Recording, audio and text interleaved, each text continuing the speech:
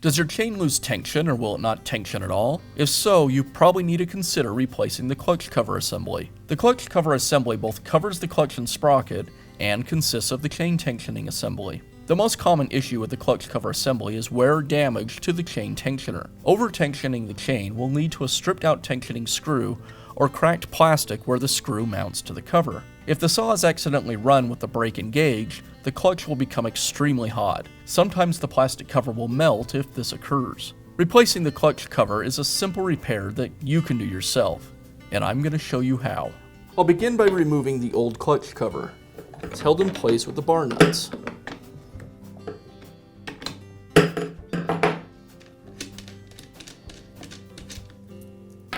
Now release the tension on the chain with the tensioning screw.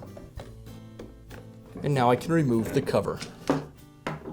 Now I can install the new clutch cover. I'll place it over the bar nuts, and I'll apply a little sideward pressure to the cover while I adjust the tensioning screw. And I'll adjust this back until the tensioning pin falls into the hole on the bar. Like that. I'm going to go ahead and apply a little tension to the chain. And now I'll reinstall the bar nuts, just finger tight.